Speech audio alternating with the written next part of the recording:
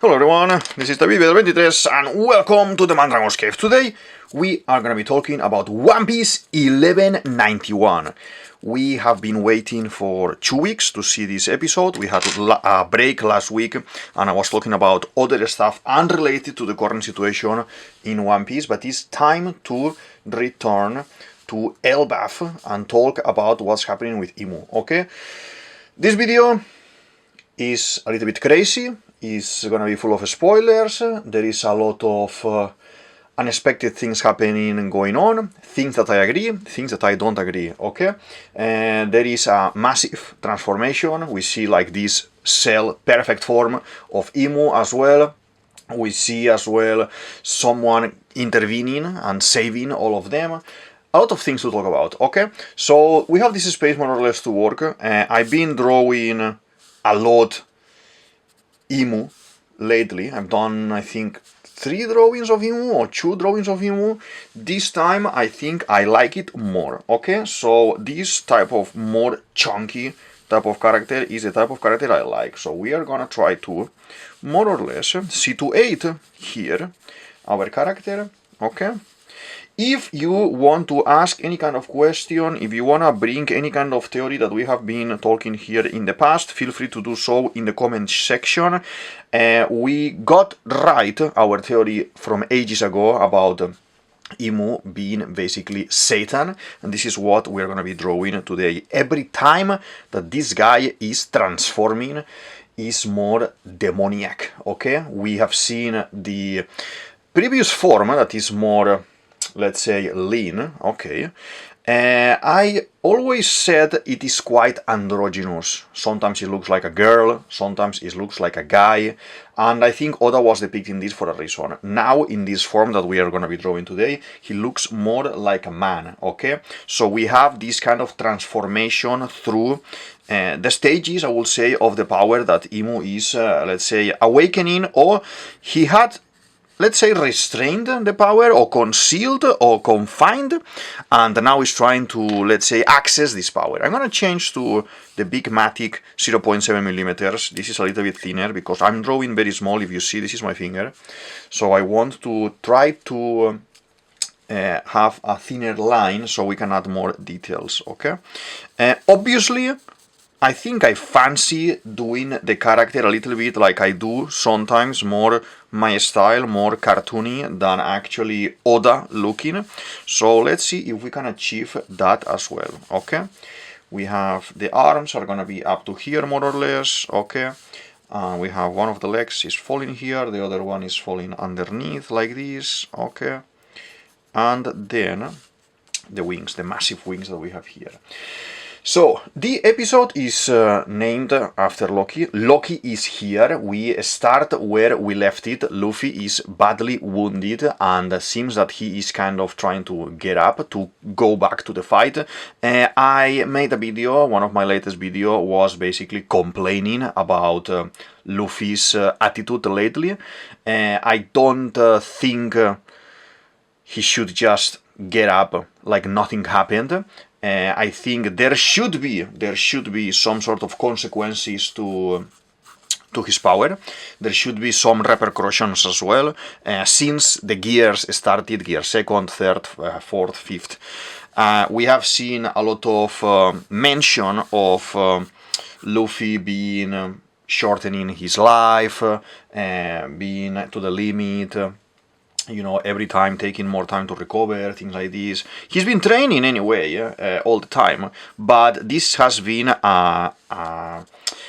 something permanent that we have seen since he started using the gear 2, okay? Blue Eno mentioned something, Rob Rucci mentioned something as well, now Imu as well is able to see, Kaido mentioned something as well in the fight in Onigashima and everything. So, for me, I need to see the reality of things. I don't want to see a Luffy immortal. I don't want to see a Luffy that can just do anything that he wants without consequences. You need to pay a price for whatever you are doing, in this case using such an amount of power that is crazy.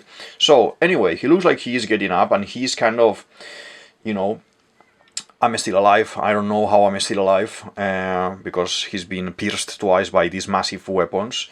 He's like, I can't go back to normal. I can't just return to my normal Luffy state, because that means that I'm gonna be losing my power, and obviously that means death most likely. Gaban mentions in the previous episode as well that you were dead, so basically Luffy, since Kaido story happened, since Gear 5 is awakened, we could say that maybe Luffy has died a couple of times, and this is something needed to awaken the fruit fully, but I don't like it personally. I've been following One Piece for many years, almost since the beginning, I would say, and weekly, and this is not something that I want to see as a fan. Luffy needs to have a limit. In Naruto has a limit, and then at some point Kurama will help him and will give him some power. I think we need something like this here as well. I think we need an internal conversation where Luffy is going to be talking with his power. Call it Joy Boy, call it Sun God Nika, call it Akuma no Mi, whatever you want, but in his mind there needs to be a conversation where Luffy realizes that, oh, actually this is not the Gomu Gomu, this is the Nika fruit basically, this is mythological fruit. How can I use this? Or what are the powers that this is entailing, okay? I think I want to see this. Looks like, by the looks of this first page where Luffy is getting up, this is not gonna happen, and Luffy is actually gonna heal, have some sort of, I don't know, regeneration. I don't want Luffy to have regeneration, because then, you know, it's nicely stated at the beginning of the story that, you know, guns don't work against Luffy, but they do against Buggy. Cuts, they don't work against Buggy, but they work against Luffy. So there is limits, you know, some of the fruits, let's say the Logia, you can't hit them, and then Haki is introduced, so you're able to hit these characters as well, not to fight. We need a set of rules for Gear 5. We need a set of rules for this newly awakened power that we haven't seen. I am not convinced. Maybe that's why I haven't drawn Gear 5 yet. Maybe that's why, because I kind of I don't like it much, I would say. Feel free as well to express your opinion about Gear 5. How do you feel about this? And if you are liking it, if you will want to see something more human, where Luffy is on the ground and not flying around like Son Goku in Dragon Ball, I would like that more, because Luffy as well has these limitations, and we see these introductions with Water 7 as well, but that is my personal like, okay? So this is what I would like to see. Maybe you want to see something different, maybe you are completely fine with what is happening at the moment. It is a very nice situation, what is happening at the moment with Imu, with the fight, with everything, with the superpowers, but for me it is becoming a little bit too fantastic in the sense of flying around, and in this specific case not including the rest of the Straw Hats that are more grounded, are more human. It is creating more of a gap between, let's say, Usopp and Luffy, for example, or Nami, or Frankie, and that distance, that godly distance or concept, for me, I think it can be dangerous. You need to use it wisely if you don't want to break it, in my opinion. So I'm curious to see how all of this is gonna pan, okay? So Luffy is trying to get up, there is conversation, Luffy realizes that the old man, Scopper Gaban, has lost an arm, and he's talking, oh my god, you lost an arm, you know, because of me, he took an arm from you. So Gaban is telling him, like, you know, whatever, I am not actually doing all of this for you, you are a disappointment for me, you just grow up, basically, and I am fighting for Elbaf. Remember that he has his wife there, he has his kid there, and he's trying to protect his people, basically, at the end of the day, okay? Totally understandable, okay? For me, I like the stance of Gaban. We have these moments where Gaban is testing Luffy and then acknowledging what his brothers, Rayleigh, Shanks, his nakamas in the past have said to him, like, oh, we found the guy, we found the chosen one, blah, blah, blah. And he's like, okay. He tests him a little bit. Okay, it's a chosen one. Good, seems like it's okay. But now, when the time has come to actually fight and do their own thing, it's disappointing for him. I understand, because maybe Gaban expected someone at the level of Roger already, and it is not happening, okay? That is clearly not happening, and we still need to see where are we gonna go from here, if we're gonna have another time skip, if we're gonna have some sort of training as well. I don't want these kind of training arcs in the way that maybe we have seen them in the past. I don't want to see these, let's say, Luffy disappears for 1 year or 2 years and then that's it, and then he comes back stronger. I want to see this in a way that, as I said at the beginning, there is an internal conversation. Luffy awakens his reality, his real power, and is able to go in communion, in a partnership, okay, with the power, okay, and kind of absorb or focus, let's say focus maybe that power, that energy into attacks, like a little bit more like Naruto, okay, in that aspect. I don't want obviously a copy of Naruto, but what I'm trying to say is that for me, and all of these kind of training arc concept at this point in the story, it will be very tricky, because I don't wanna go into something that is not, right now, is not gonna give me lore, information, things about the Void Century, about Imu, about the Kings, about, 800 years ago. I want to see all of that, so it's tricky, So I'm curious to see how Oda is gonna make it. So far, I haven't been disappointed with Oda's writing and way of explaining and way of drawing the panels in a way that it's storytelling focused. I like it, and I appreciate it as well, but at the same time, obviously, I am a little bit stressed about how is this gonna end up, because One Piece is heading to the end. We are reaching one point where we're gonna finish the story, and I'm a little bit concerned. I will say, of how this is gonna end and how the story is gonna be told, because there is many ways that you can tell a story, and this is the pinnacle, this is the top, this is the top of the mountain, basically, and I want to see how the story is going to pan and it's going to unravel. So, this interaction with Luffy and Gaban is very fatherly, I would say, like maybe the father is doing his own thing, the son is coming, and the father is checking, like, oh kid, I need to train you more, I need to teach you some lessons more, but you need to learn from yourself as well at the same time. So Luffy is kind of being a little bit silly here, is kind of unusually reckless. Normally Luffy jumps into fight and he doesn't care, he just fights and that's it, but in these latest episodes, since fighting with Imu, he's been a little bit not Luffy. So I don't know if he already tapped into this power, but he's not able to perform it. He's not able to use it, maybe. It could be. That is the approach as well that Oda can take for this. But he's asking Gaban, what is this? Who is he? What is he?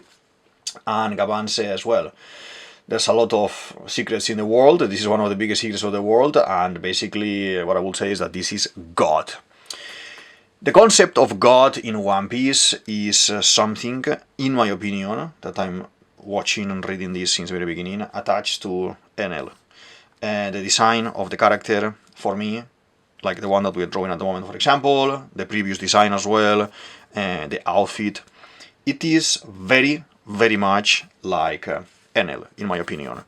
I am of those who think that, obviously, and this is confirmed by Oda, that One Piece was supposed to be for only 5 years, and after this, Oda obviously, most likely because, magazine demands, business, he was asked to, Oda, we need to expand this universe, we want to make more money here, more business here, expand the story, add more things, add more Shichibukais, add more, let's say, New World stuff, add the Yongos, add everything. And I understand, obviously, everyone will have done the same. But this is dangerous because, obviously, there are things that may have been defined already beforehand, like in this case, my bad guy at the end is going to be NL, for example, that here you need to attach those things to the end. Why do you think Oda has parked BB until now? Now BB is coming back because BB was originally maybe thought to be endgame. Why is Smoker parked? The same. Why is Buggy doing his own thing? Because the same, okay? And you see how some of these characters come and go, but they never leave completely. Like Buggy, like BB, Smoker as well. Very interesting. It's a good way of working. I like it, but we need to see how is he gonna define all of these things, okay? Let's not forget that we need to draw here the skeletons and the skulls here, okay? And now, probably let's focus in the body. We have this kind of elbow design of outfit, and the outfit has changed a little bit as well, so we do all these circles. We have the colors as well from the previous drawing that I made. I'm gonna keep my colors loyal to what I'm doing, so I have my kind of theory about the Nerona family being connected to Nami, Nami being probably daughter of this character, and obviously all of this, I have here the information, feel free to watch it. So I'm gonna keep my colors in a second, so I want to define all of these details. As I said, easy, drawing this part, easy, no rush. 1, 2, 3, 4. These decorations here in the skirt, I don't know how is it called, but it's some sort of a skirt or something. There is a lot going on in this drawing, so I enjoy being here, I enjoy talking about One Piece, so if it's gonna take more than the usual length of the video, to be honest, I don't mind. I just wanna have a nice time here with you, with my nakamas, talking and suggesting some ideas, some theories, analyzing what we are seeing in the video, okay? So, God is a concept that as well lately has been introduced since Kaido appearance, the concept of the Lunarian as well, okay?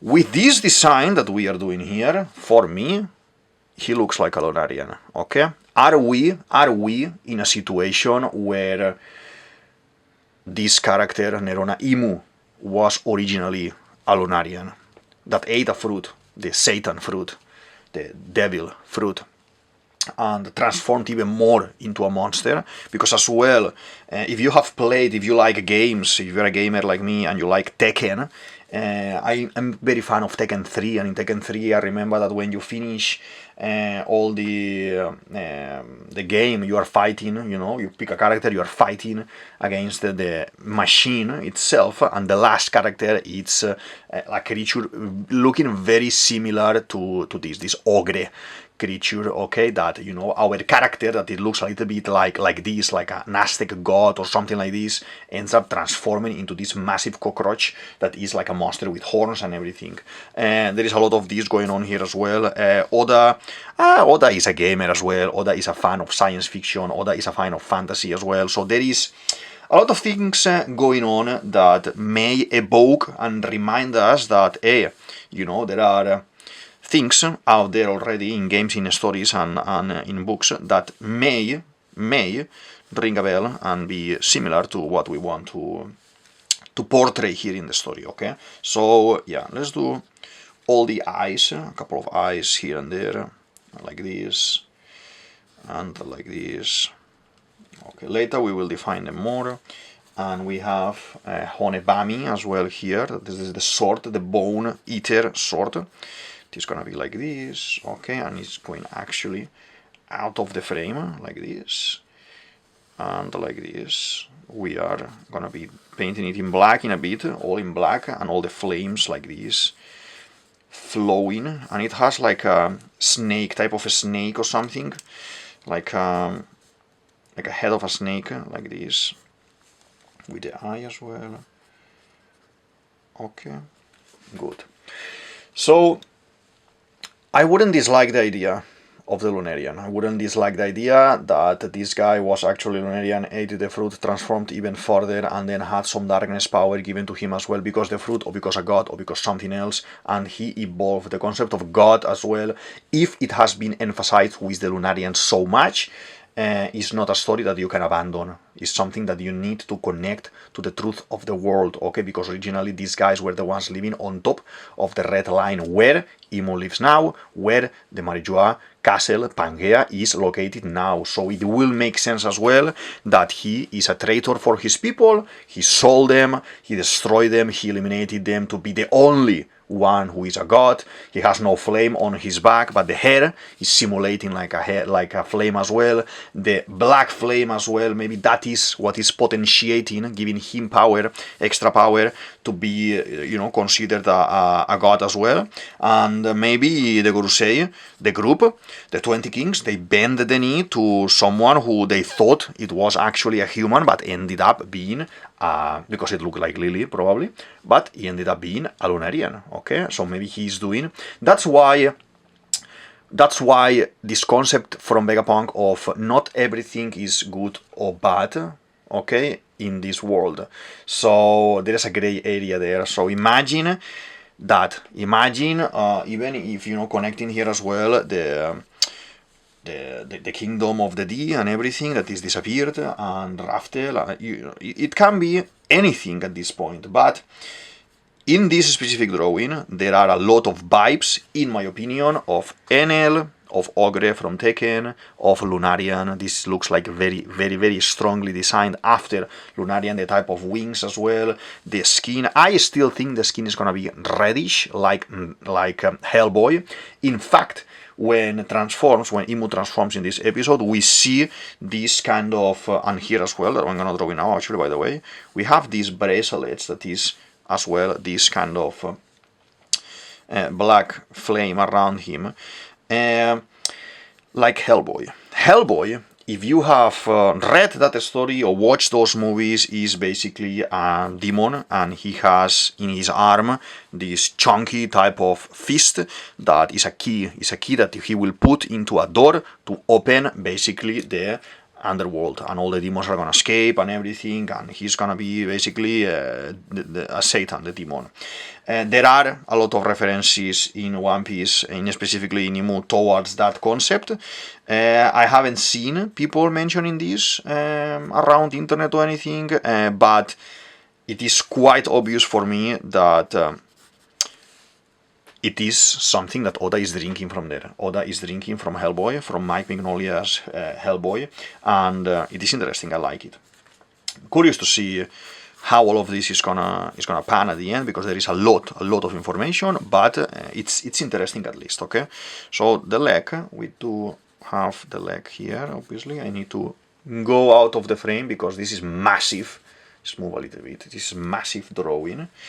Maybe this is the biggest or the most complex drawing that we have ever drawn here in the channel, after doing all of these characters that sometimes are smaller in size. Okay, so let's do the cape as well here, the sword and the hand is there, the snake, we have it kind of more or less defined as well, and we want the snake to be coming from the sword like this with flames. Okay, the wings I will paint later. Let's do the other arm as well. Okay, like this, and it's breaking like this. And here the same. The tattoo, we should define the tattoo already. That is gonna be like this. Because if we don't do it, what's gonna happen is that it's gonna be difficult later to define. So there is this question about the response is God. We have these creatures, these ginormous animals in hell, in Elbaf at the bottom of the tree, in the icy part, that they receive a burst of Conqueror's Haki and they faint straight away. That is focused basically to all the living creatures, I would say. And Imu is thinking, no? Because Gaban gave him information about Gold Roger, the Pirate King. He's like, oh, these guys, and from God Valley, I remember, I should have eliminated them all like rocks, no? I shouldn't have left them alive. And then we see the transformation, we see his hand, how his hand grows. expands, becomes black like a werewolf or something, like a creature, and we see a silhouette kind of emerging from the flames. Maybe in the animation, when we see all of this animated, we are gonna see the image of this silhouette, like maybe it went into the flames and comes from the flames as well. It could be very nice if they do something like that, because it looks very devilish, you know, devilish, that is gonna kind of it's gonna kind of emerge from hell. It can be interesting. So let's do the tattoo. 1 second. Yeah, we got the tattoo there. We have another of these wings or something as well. If you are into religion as well, these kind of bands that Imu has with the eyes, this is basically like seraphims in religion, in Christianity as well. In the Bible, how they are described and everything is not like the ones with angels. The ones with angels are another type of angels, okay? And these guys are like a bunch of, you know, wings and a bunch of lines riveting and eyes, plenty of eyes floating around. So very godly concept that we are seeing here with Imu. Scary as well. Imagine just being here and seeing this with your own eyes. Scary. Let's do the eyes here. And a couple of flames as well, why not? Like this on the side, and here as well. The rope is gonna be black here. Okay, more or less, we are just missing the right hand side. Okay, we do. Some of these ribbons are here as well. And the wings. The wings are gonna be like this, in my opinion. And we're gonna do like this. Okay. So that silhouette of Imu awakening in this new form, in this, I would say, very similar to Dragon Ball Cell, when Cell evolves, you know, by eating, consuming people into a bigger form. Or as well, it reminds me like Freezer in Dragon Ball Z, when Freezer is kind of unlocking his true potential because he's concealed, and he says, oh, now I'm gonna release, and then boom, he expands and becomes stronger, boom, it becomes even stronger and everything. I like this idea. It is something that we haven't seen at all in One Piece. Obviously, it can remind you to, let's say, awakening of a Zoan, or just a transformation, normal transformation, like when Ruchi transforms as well, it looks very scary like this, and when Yabura transforms as well, it can be that we are seeing something expanding that concept, but for me it looks more like what I said before, like one of these crazy transformations. He's very chunky now. There is a lot of haki, a massive amount of haki there. He flies up. We have a cut scene there where we jump into Robin's team, where, you know, remember that Robin went to pick up Chopper so they can go and talk to Biblo, or Biblo.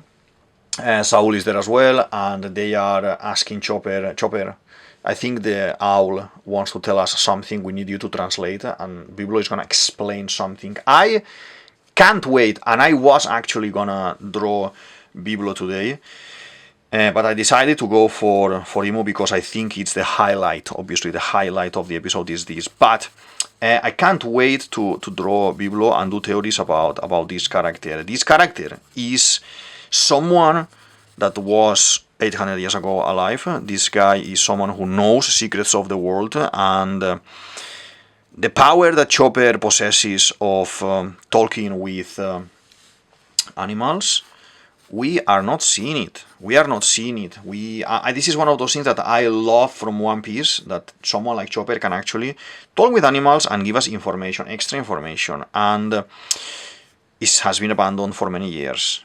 So I'm very happy to see that we have some sort of concept of Chopper doing this, returning into the story, because I find it, for me personally, very interesting, and I'm curious to see what he's gonna say. It's revealing something important. Chopper is in shock, happy shock, so maybe, hopefully, he's telling him what you are. Chopper, you are this type of character because I've seen you in your previous life, let's say, in your previous instance, for example.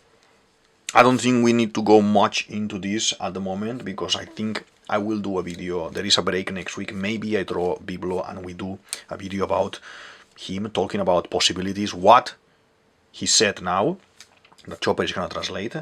And how is that he moved all the books, because he's confirmed here that he moved all the books and everything. So we jump into the present time again with Imu. We see this image of the transformation. Imu is flying up, breaking some of the branches, and then landing, coming close, like flying, very upset. And obviously Luffy is worried, and he's telling, you know, this guy looks different, this guy evolved and everything, no? Gaban is basically telling Luffy, just get out of here, take your crew and get out of here. These guys at Gaban's level, like Rayleigh, they know their limits, okay? They are seasoned warriors, seasoned pirates, and they know when they cannot win. Gaban has no chance whatsoever to win this fight. This is something that as well in Amazon Lily, when Blackbeard attacks there, Rayleigh saves them, all of them, and he says, you know, lucky me that only by reputation I was able to save you guys, because I wouldn't have been able to win against this guy. Reputation is something very real, and I explained it in the previous video as well, that in the real life pirate world, you wouldn't even have to fight. Sometimes you will just, you know, put your flag up and they will say, ooh, this is Blackbeard, I'm so scared, I'm just gonna leave my loot, or I'm just gonna allow them to steal everything, and then so they don't kill me.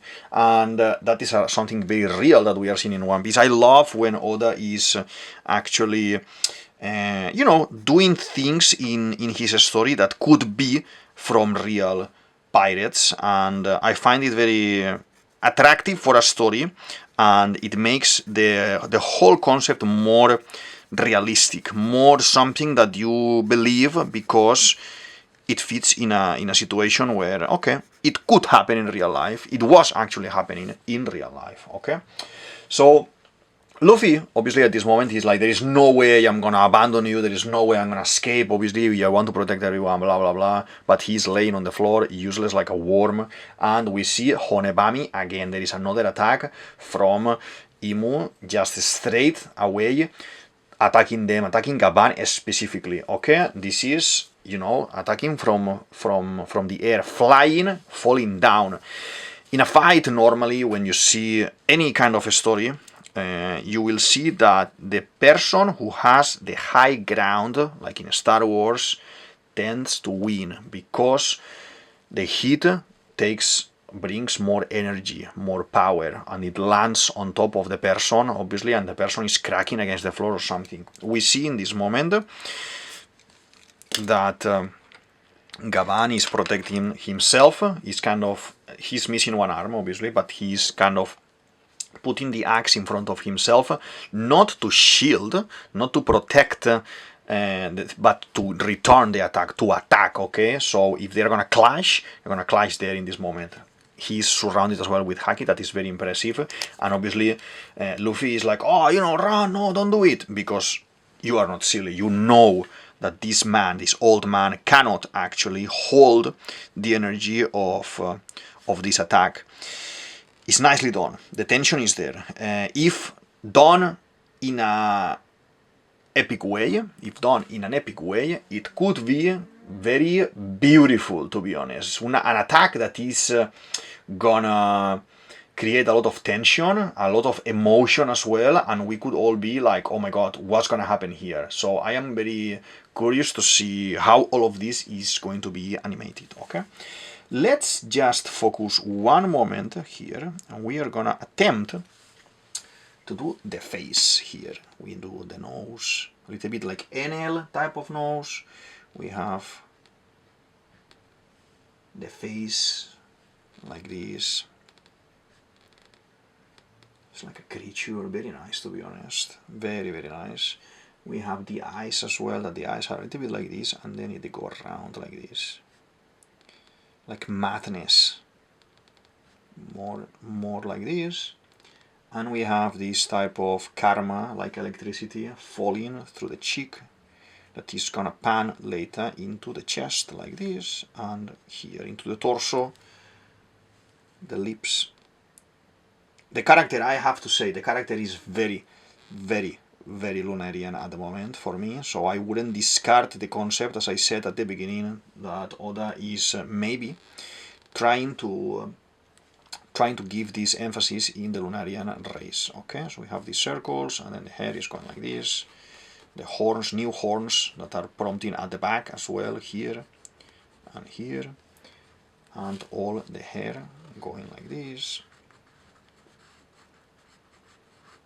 Adding a little bit of extra hair because I think I got a little bit short with this, but like this, and this area as well, like that. Very nice, very nice. Let's not forget about this kind of goatee that he is brandishing now, with some stripes there. Okay, nice, nice, nice face, nice design.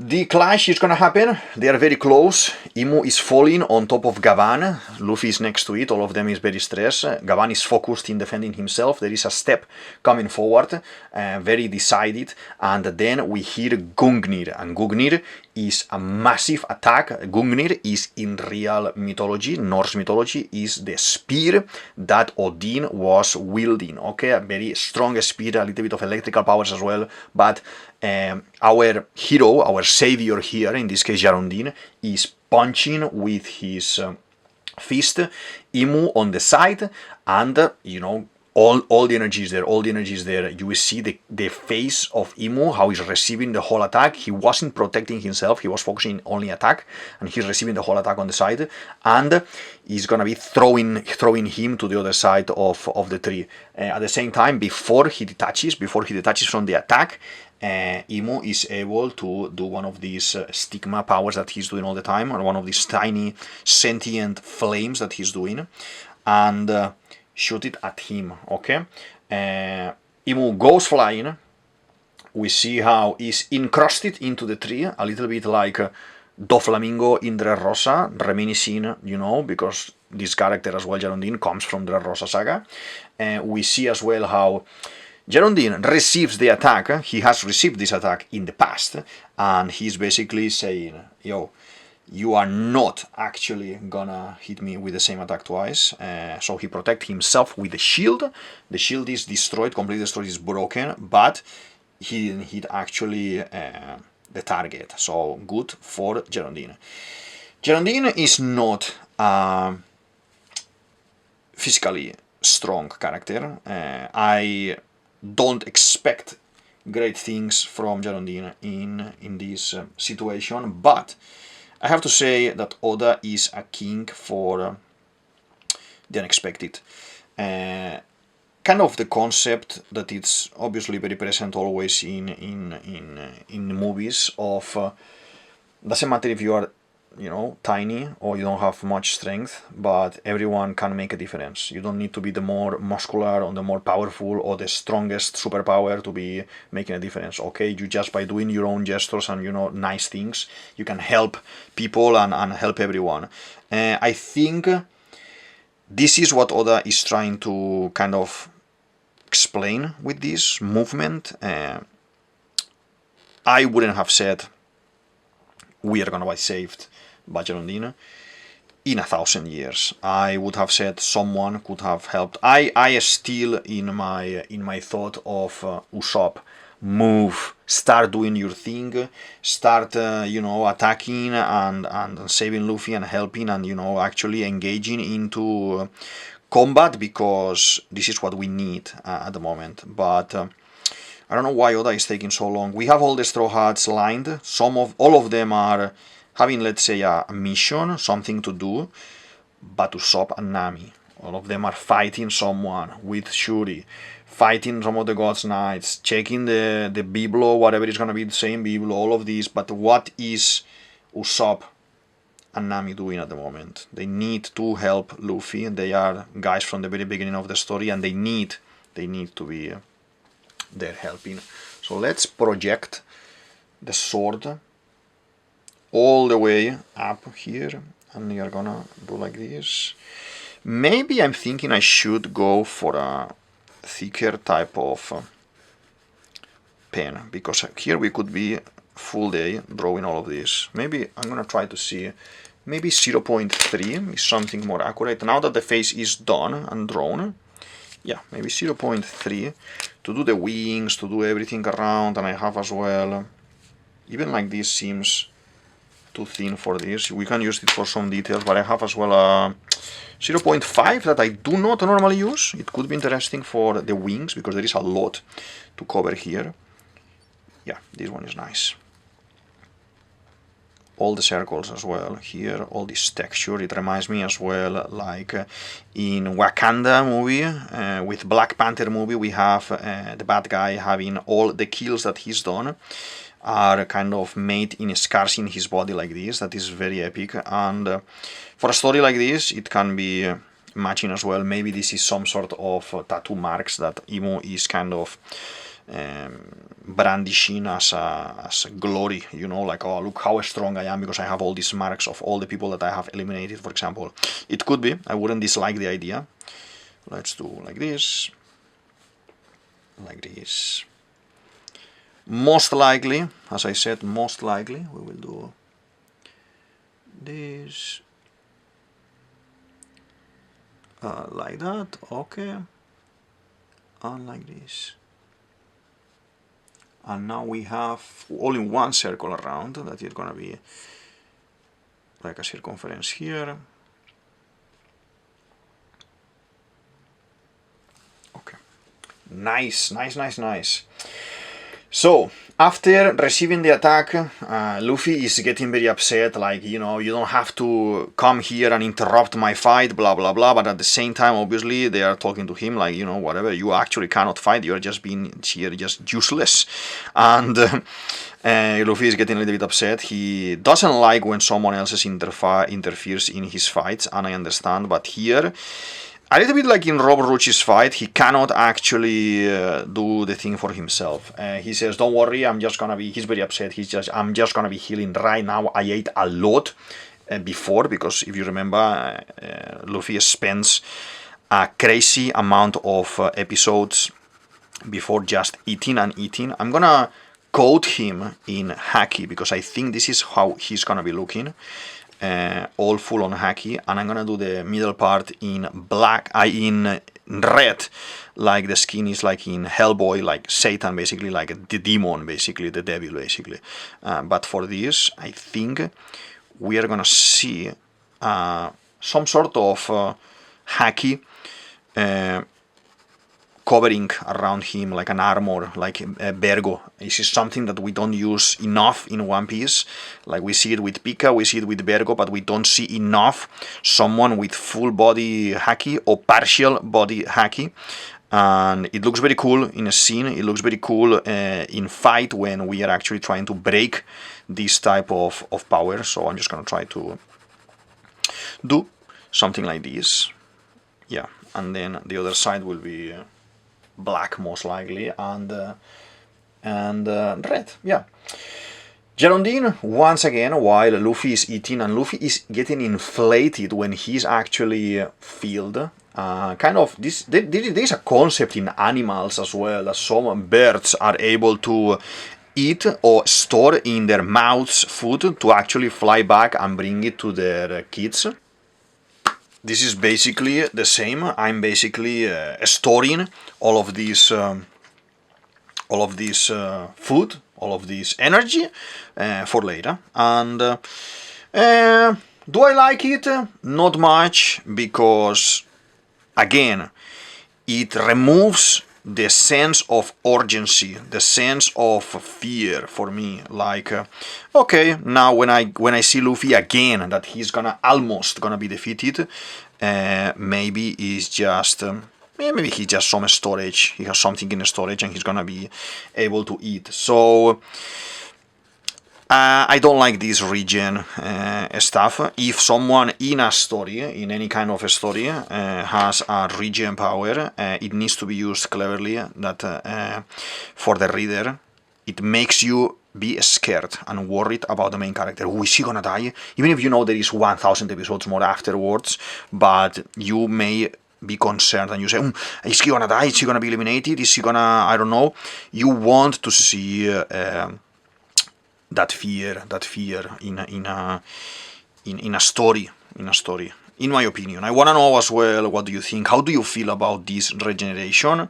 If you are okay with it, or if you haven't thought about it, or if you don't like it, like me, and you want to try to be scared about the main character, even if you know that he actually can't die, because if not, you know, the comic, the manga finishes, the story finishes, but at the same time, you know, you want to just see a test of power, how much this character can hold, and how is he gonna recover, not only with magic powers. Okay, that is my opinion. Okay, but let's see, we can add some flames.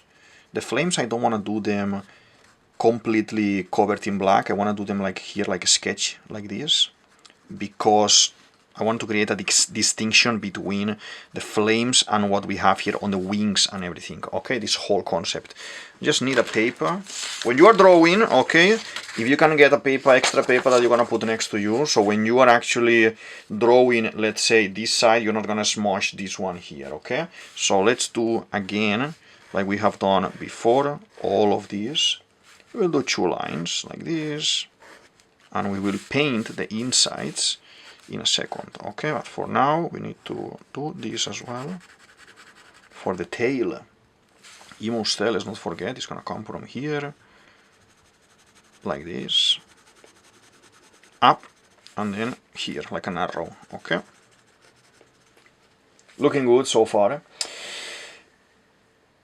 There is an attack to them, for them again, this kind of stigma, kind of flames that are sentient, that hits now, because there's a second attack, there's the hits now Hjarundin, that is trying to protect the old man and Luffy, and obviously they are like, oh my god, this guy is back. Obviously, how, you know, he can't actually be defeated by Hjarundin. We know this. You don't even need to be a reader to know this. You know that Hjarundin is not that strong. Luffy defeated him in the Coliseum with 1 punch, basically.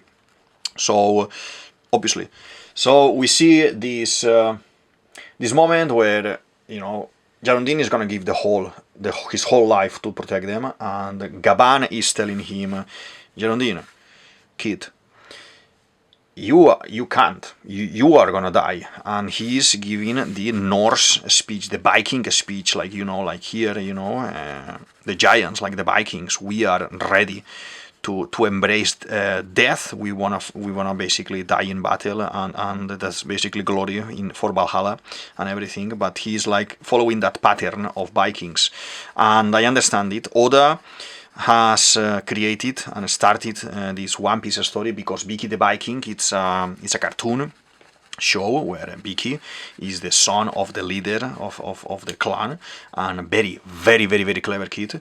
And yeah, so I guess all the lore, all the Viking stuff is gonna be here, and here and there you're gonna be able to see. Maybe if you are not into Vikings, or you are not into Norse mythology, maybe you don't see it, or you don't care much about it, and it's like, oh yeah, it's because Hjarundin is very brave, or he's like protecting his people, or protecting his friends, or protecting his captain, because at the end of the day he belongs to the crew of Luffy, to the Grand Fleet and everything, and yeah, he's protecting his captain there, basically. And it's interesting as well. I want to see the Grand Fleet doing something soon as well, but I guess we will need to wait a little bit for that.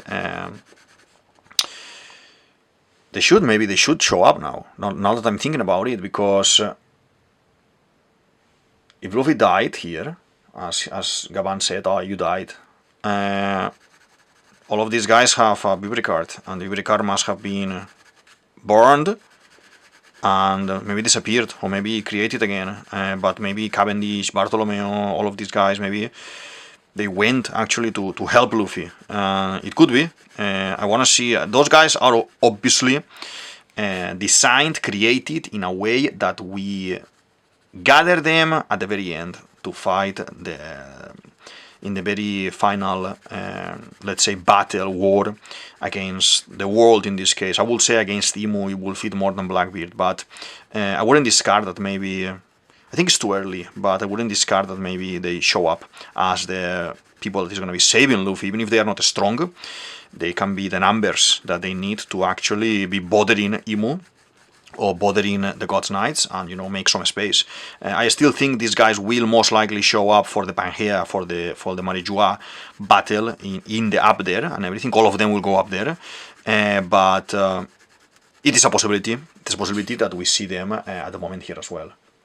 So, because, as I said, Hjarundin is willing to give his life to protect Luffy and Gaban and his people and the rest of the giants. He is the son of the king, basically. He says, it's okay if I die, Loki is here. We named the episode Loki is here. And then, whoo, Loki comes from behind, that he recovered and everything, that he was very, you know, badly wounded. And I don't think he was that badly wounded, but they made it look like he was, oh my god, badly wounded, you know. Gert helping him, Chopper helping him, and now having, how is it called, this guy, Jinbei protecting him. Oh my, I protect him, don't worry, Luffy. I didn't see him as damaged as that for, you know, to need that protection, to be honest, in my opinion. But you never know. I think I need to reread the episode and see how much of a wound Imu gave him in the previous instance. In my opinion, I don't see such a tremendous attack from this bad guy for actually thinking, oh, actually I'm just gonna, you know, be here for 10 episodes and not do anything for 10 episodes. I wasn't expecting that either, but I will reread it and we will see. We try to understand the meaning of this. So Luffy has recovered, he has eaten a lot, he's like, oh my god, I'm full, I'm ready to fight. He's, you know, inflated as well in Gear 5 when he's a little bit more round.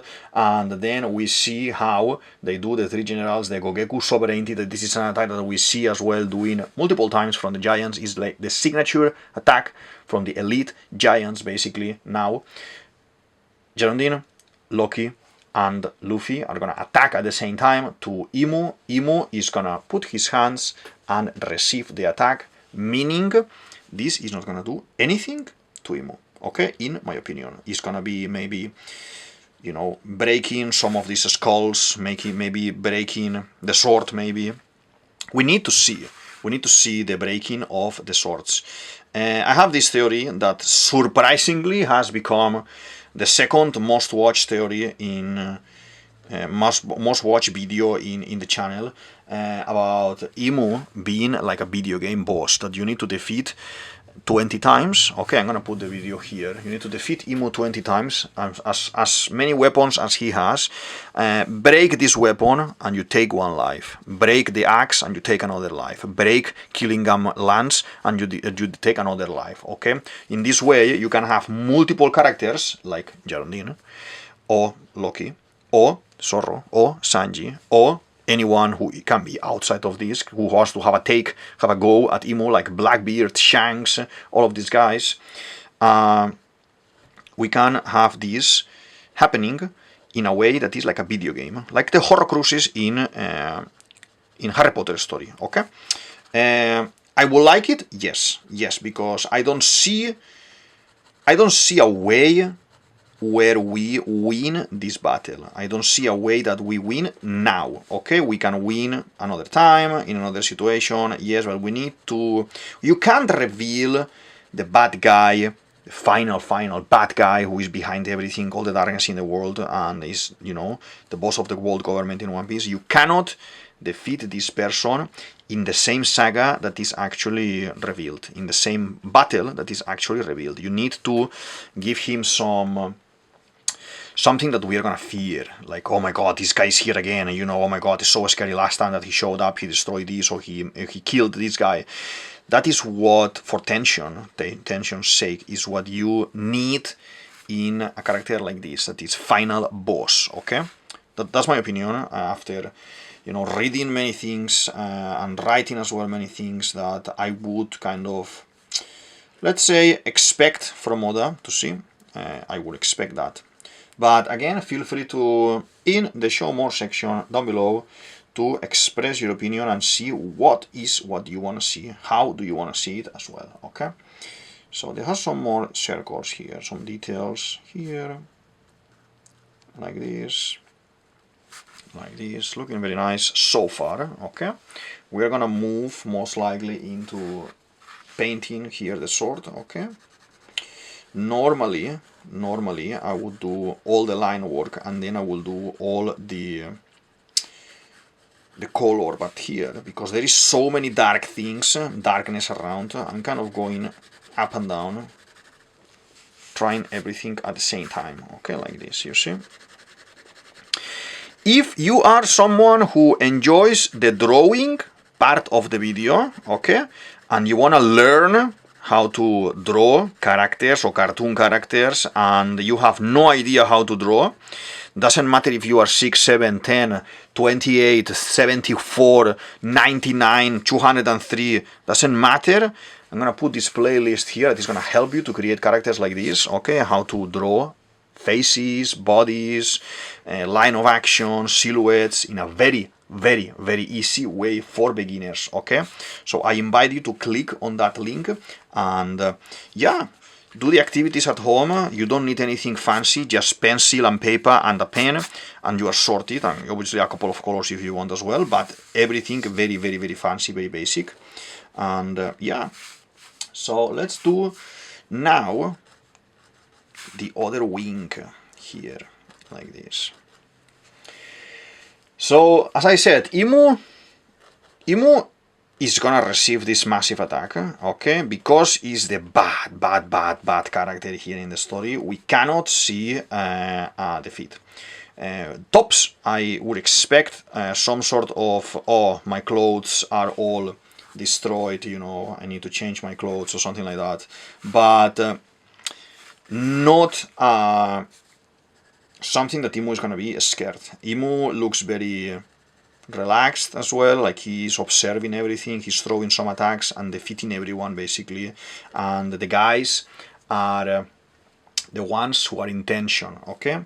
They are tense, they are worried, they are trying to protect, so Imu is at another level. It is expressed as well a couple of episodes ago that Imu tells Luffy, you are nothing near Joy Boy's actual strength. So I was excited about fighting you, but whatever, you are not at his level anyway. So we need a realization from Luffy there, and I can't wait to see this and to, you know, experience how this is gonna be portrayed. Okay, this last panel is setting up a moment where we have Hjarundin that is clearly weaker than Luffy and weaker than Gaban and weaker than Loki, defeated or almost killed.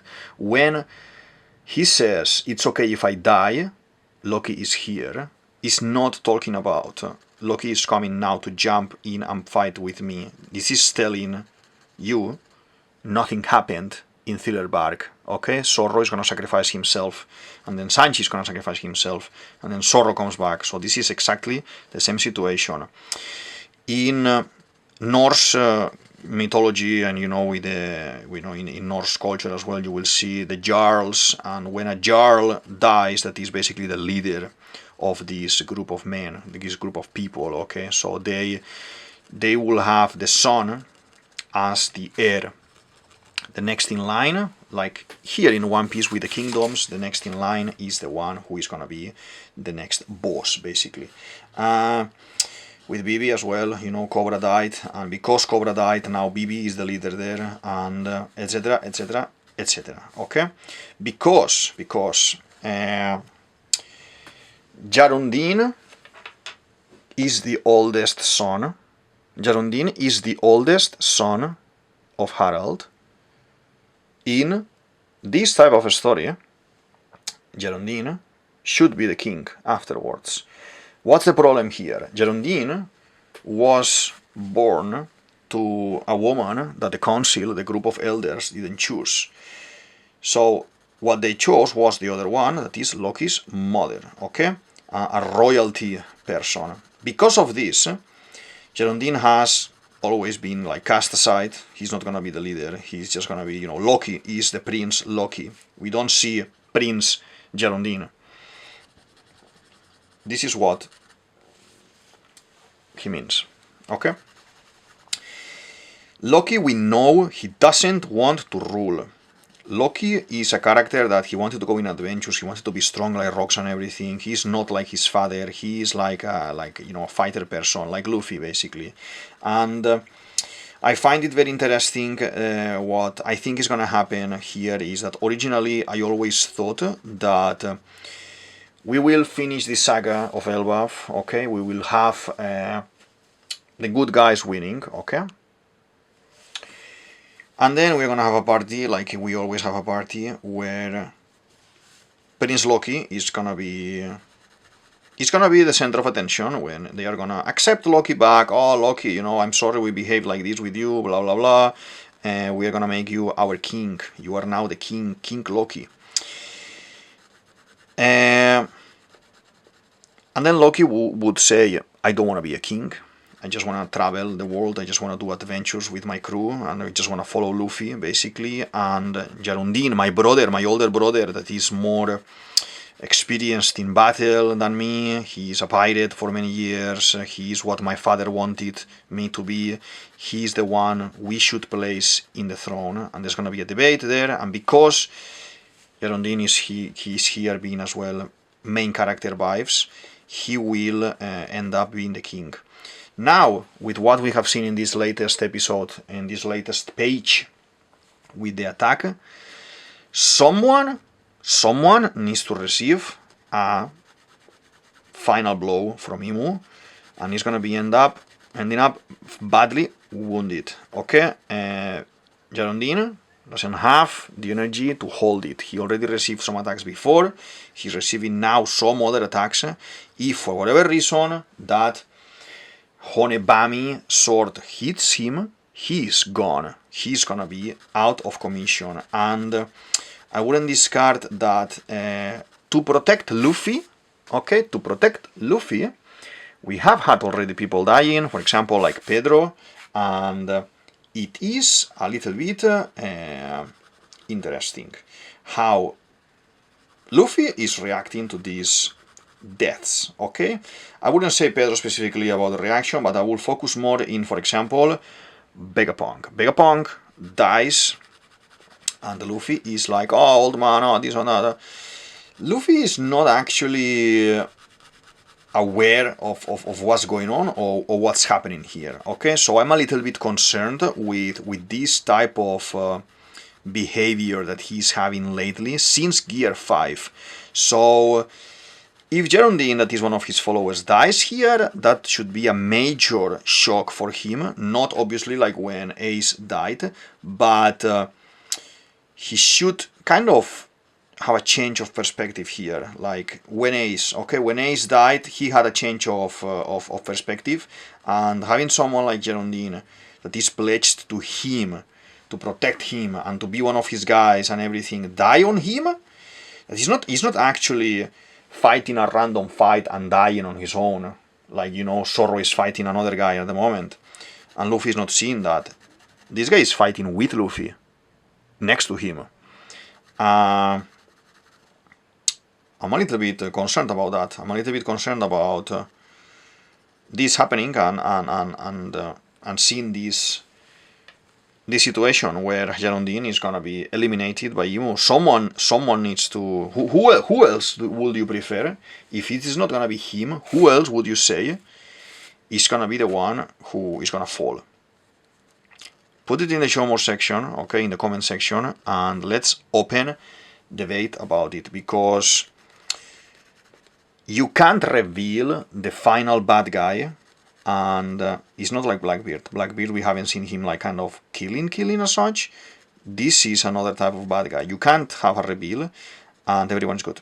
Everyone is good. Luffy manages to win, or Gaban, or Loki, or Hjarundin, they manage to win, and then we go back, and everything is perfect. No problemo. No one died. The top that may happen here is that Gaban lost an arm. No. That Gert lost some fingers and everything. No, I wouldn't say that. We need tension, we need fear, we need to be scared of the bad guy, okay? When you know, again, when Naruto, when Madara and everything, there was no way to win against that guy. And that was the final war. When we have as well in Village fighting the bad guys, the Yuha and everything, you couldn't, what, oh my god, you couldn't actually win against that guy. You had to cross so many walls to defeat that guy, okay? That was very tense. So you need to create this kind of tension. Now that I'm mentioning it as well, there is a lot of concepts. I don't know if maybe in Japanese culture there is this concept of the seraphim with the eyes, or maybe there are some deities that they are represented like that, but it's kind of like a rule of thumb that I've seen it with Naruto. We have with Jinchuriki, we have this concept of the eyes as well, the one-tail creature, and the moon, and the concept of the gods, and after that as well with all the story that we have with the gods in One Piece, with the sage, and it's interesting. And then we have Yuha as well, transforming and getting all these transformations with the eyes and everything as well. So it is something that when we see those guys showing in a comic, means we are in the end game. And yeah, so I haven't thought about that, to be honest. But now that I'm thinking about Bleach, about Naruto, about some kind of parallels between stories and things, that is very, very interesting, to be honest. Let's do all of these lines. So far, so good. One of the shoe is here and the other one, the leg is here. Okay. I'm gonna paint it in black for the boots as well. Most of it is gonna be black today, as you can see. But yeah, so this is kind of my assessment, my analysis of the episode, where I think Imu is so strong and it looks so kind of okay that someone should die to create distress in the reader in a way of, oh my god, not even someone like Hjarundin, that is a giant, was able to survive this, or kind of you need to create this tension, this sadness as well of seeing characters that are gonna be part of us, like Hjarundin, for example, having some consequences. If Luffy is not having consequences for what is happening here, okay, from the transformations, from all the gears that he's using and overusing, someone else needs to pay the thing. I know it may be a little bit hard opinion, or maybe cruel opinion, but a good story is gonna create attention. It's gonna make you look like the good guy cannot win.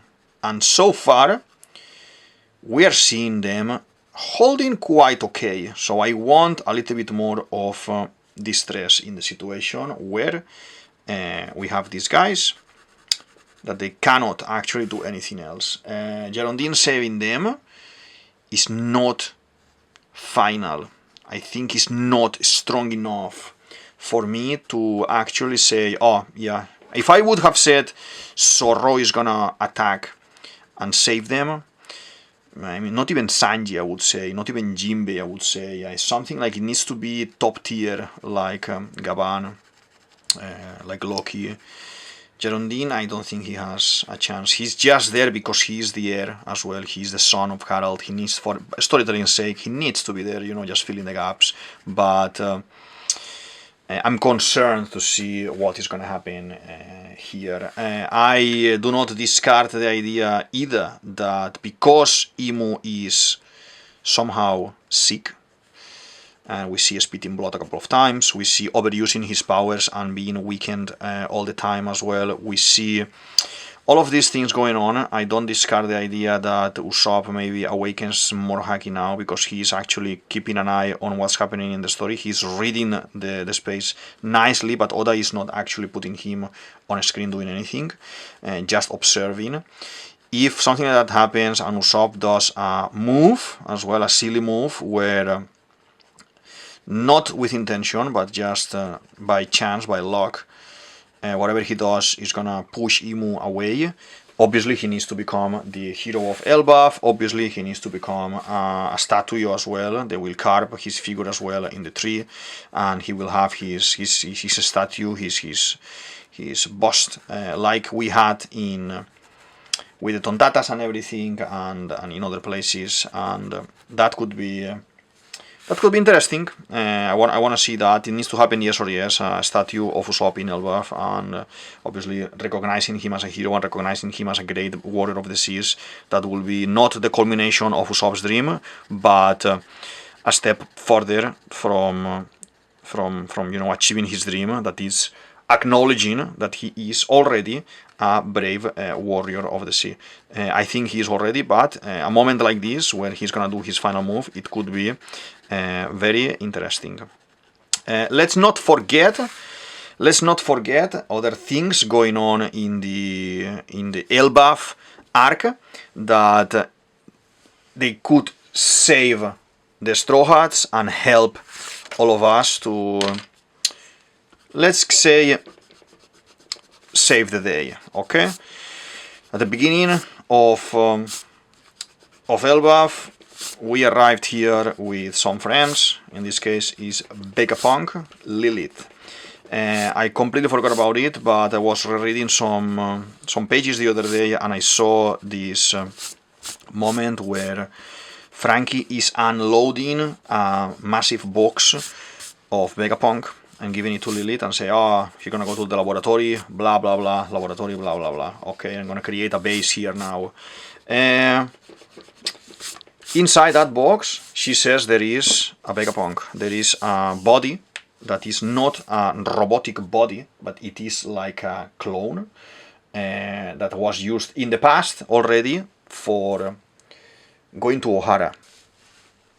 I 100% forgot about that, and the Ohara part, okay, it's mentioned there to be all the story with Dragon and everything. Obviously, Vegapunk being a government asset, he cannot travel on his own around the thingy. He cannot see Dragon, the Dragon is the enemy. He cannot do all these things, so obviously they prepared, all the Vegapunks at that point, they prepared a fake body, a doppelganger, let's say, or a clone, let's say, and they actually went to this island with that body. Okay, so we may have now a younger version of Vegapunk, when it still has, you know, the bigger head, has maybe a little bit of beard as well, the glasses and everything, and he's inside the box, and Lilith is gonna revive him. I wanna make a video about Vegapunk in this moment. Maybe that's gonna be my next week instead of Biblo. I wait to see what Biblo gonna be saying to Chopper now. But that laboratory looks like a robot to me. The Iron Giant, that is a Disney movie? DreamWorks movie? You got me there. I think it's DreamWorks movie if I'm not mistaken. But the Iron Giant, okay, in the movie looks pretty similar to the design of that lab. So I wouldn't discard the idea of Joy Boy at the time having multiple robots, multiple giants that are allied with him, and they are able to, you know, like Transformers, transform themselves into other things, like a house, like a ship, you know, because I have a lot of speculation as well on internet, like, oh my god, Frankie is gonna transform himself into the Sunny, and he's gonna be like an ancestral weapon, like an ancient weapon, blah, blah, blah. It could be, but if we follow that maxima, if we follow that idea, that concept, it could be that there are multiple places, like in this case, the laboratory in this town, and you know, in the forest, that it can be revived like Emmet and have a pulse of Haki as well inside and repeat the story. Would I like that? No, I wouldn't like to see the story repeating itself, but it could happen. It could be interesting, and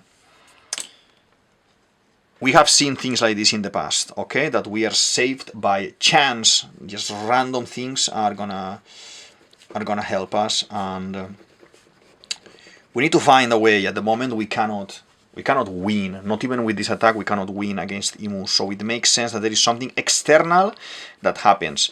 My bet since day one that all of this is happening, and as well, reason for this is because we had a flashback with Brook. My bet is that there is a timer in Imu, and the timer is quite connected to Gunko, and now that we have her defrosted from the ice, from Ragnir's ice, he's gonna go and grab Imu. He's gonna hug Imu in when Imu is at the top of the top, is cell perfect form. He's gonna hug Imu and teleport them back to Marejua. Most likely because of this, she ends up being eliminated, not a vessel anymore, not important anymore, and Imu's gonna be very upset, very frustrated, because he thinks that he may have been able to win this time fully and kill Joy Boy fully, but he was interrupted by his own vessel, in this case, Gunko. If that is not gonna happen, I don't understand why you will have the flashback with Brook in this specific time and moment, because you don't actually need it for anything. You only need it to lay ground for, you know, a collaboration. Someone is gonna help me, someone is gonna, you know, I'm giving you some lore, but I can't use it. No, I don't believe so. My chance, my bet here is gonna be the way that Imu lives is because Gunko, that is not Gunko anymore, now she's able to remember things from the past, from Brook, is in this case Princess Shuri. She is connected to Imu. She's gonna go and teleport with the Abyss mark, with this teleport. It's gonna teleport Imu back to Pangea. It's gonna upset Imu. It's gonna probably end up eliminated and save Brook and Brook's friends because of this. This is my opinion of what Elbaf is gonna be. Loki is not strong enough to defeat this guy. No Luffy, no Gaban, no one so far is able to defeat Imu, to be honest. So it makes totally sense that they are saved by someone who is gonna be sacrificed. If in that process Hjarundin is gonna get killed, I don't know, it could be. It looks like he is willing to die right here to protect Loki and protect his people. I wouldn't be surprised if that happens, okay? Let's do a couple of maybe 03 lines here, and I think we finish for today in a moment.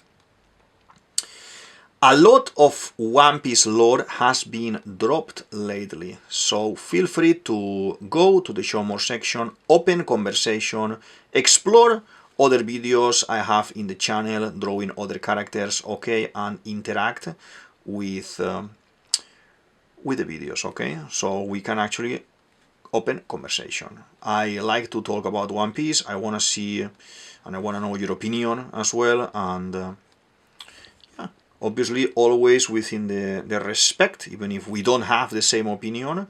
I could be wrong, you could be wrong, you know. The only one who knows what's gonna happen here for real, it's Oda, and we need to wait to see what is gonna be at the end, okay? So always, if you're gonna comment, always without the respect, within the respect, okay, for the other Nakamas that have other opinions, and yeah. So the skulls, these dots as well here, very evil, very nice. I hope Imu doesn't transform more. This form already looks quite similar to the monster form in the mural. Okay, so hopefully it's not gonna have more transformations. Wishful thinking, because if he randomly transformed here, that he actually wasn't in danger, okay? He was just, I think, for show off and say, you know, you are with the Pirate King, I'm just gonna eliminate you all. But I don't think Imu was in any kind of rush or danger sense here. So if he transformed now, most likely there is another form. There is another form more ginormous and more monstrous than the previous one. Whatever is Biblo gonna tell Chopper is key to defeat Imu, or to not defeat Imu now, but defeat Imu in the next time that we're gonna see Imu. So we need to actually cherish that moment that is gonna happen. We need to pay attention, not next week, because next week there is no episode, but the following week we need to actually pay attention to what is Biblo gonna be revealing. Okay, I think we have this saga where there is fight, but there is lore. My favorite part of One Piece is the lore, so we need to pay attention to what is being said here. Okay, and I'm painting Imu in red because I think when we see the form nicely in color and everything, it's gonna be looking like Satan. Okay, like a demon. It needs to be different. It can't be humanoid. Okay, that is my opinion of the design. Okay, talking about the design and this demonic area. Let's not discard the Lunarian possibility that maybe it was a hidden Lunarian within the humans that, you know, tricked everyone and was a corrupted Lunarian and became the leader and had the fruit of Satan, you know, Satan Nomi, human model, Satan, and then it transformed into this ginormous creature, super strong and immortal, because as well the powers of the Lunarian and the flame and everything. It wouldn't be weird when there has been a witch hunt of Lunarians and these guys wanted Albert, that is king in Kaido's saga, to eliminate him. Oh, the last Lunarian, blah blah blah, the last Lunarian. No, the last Lunarian maybe is this guy. Okay. All these, how is it called, parrot mentionings and things, for me, I don't buy it. Just for the funny thing. Oh, he ha ha, yeah, he was a parrot. I don't think that's a thing at all, to be honest. And if that's gonna be, I'm gonna be very, very disappointed with the story. I prefer to have the things making sense, and yeah, no, because it's a pirate story, so it can be a parrot. No. If we are introducing a race of people in One Piece that it's winged like this, the Lunarians, and we had some stories as well of the Lunarians, etc., and they were the gods, and Gaban is saying that this is a god, maybe is a god in that sense. He's a usurper god in that sense, where he's pretending to be something that he's not, to masquerade the lack of power, for example, and the betrayal of his people. And maybe he is not a traitor. Maybe Bibi wasn't a traitor. Maybe he was a traitor, that he betrayed the people living in the Void Century, in the place where the D were and everything. This Atlantis, supposed to be Atlantis, the kingdom of the D, and he was one of the good guys, you know, and ended up betraying everyone to become for this ambition for power. It could be. Okay, so crazy power up for Imu, and crazy episode. I liked it. I see Luffy needing to grow up a little bit in this battle. I see Luffy lacking empathy and lacking determination, and you know, too much. I think he got too cocky with this power up of Gear 5, and he doesn't have a clue on how to use it yet. So I want to see what's gonna happen here. I need to see what's gonna happen here. Let's do a little bit of details here for the skulls, and we're done. Okay, I think we finished for today. Let's sign. Okay, here on the side, this is DavidViadel23, DavidViadel23. You can say that you want, and this is the Mandragon's Cave. I hope you enjoyed the video, you enjoyed the drawing and the theory, and I'll see you in the next one. Thank you very much. Bye.